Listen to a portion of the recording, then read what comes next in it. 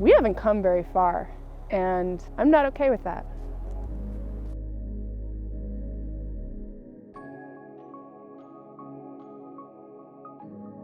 What happened at CES was they gave us an Innovation Honoree Award in robotics and drones because we created something truly innovative. And then we got a letter from the administrators, and it said that they were rescinding our award and you're banned from the show. To turn around and have the Consumer Technology Association pretty much tell us that vaginal sexual health and wellness isn't really worthy of innovation, that was a huge slap in the face.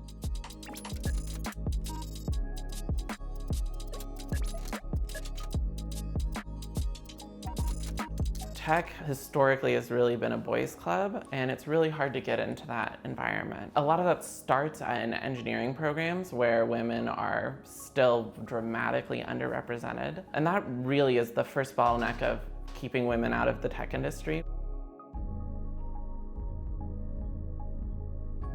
This continues into the professional engineering industry, which largely makes up the tech industry. There's just not a lot of women getting into it in the first place because they were kept out of the educational system. It can make it really hard for women to really get a foothold. And that can be a really isolating thing. It's not so much as we are dominating the space with women, it's that we're finally leveling the playing field. It's important to have women working in sexual tech because we know the industry that we're serving. When I started the company, it started out as almost entirely women. And then after that, things have kind of leveled out. We've managed to find quite a few allies in males that have come on with the company.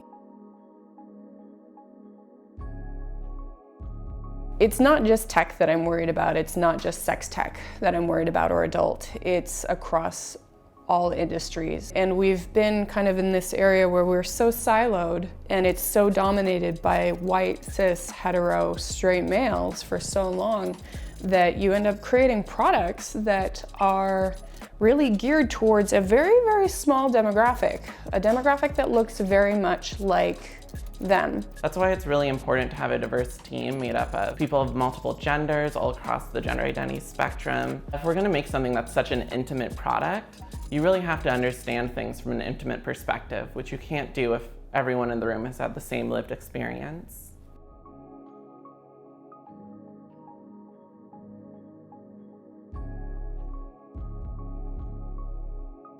By allowing more people to sit at the table, then you're going to create more diverse products. When you start creating more diverse products, you start speaking to a larger, more diverse audience. When you start speaking to a larger, more diverse audience, you make more money.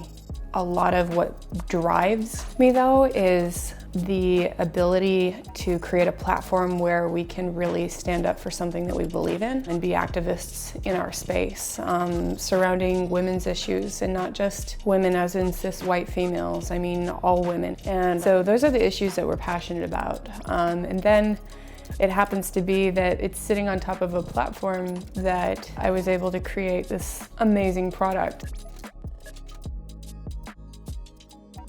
When you sit at a table full of people that look like you, that talk like you, that went to the same school that you went to, you end up making the same siloed decisions over and over again. And you end up making the same mistakes over and over again. And you stop talking to the whole world and you start talking to just people that look like you.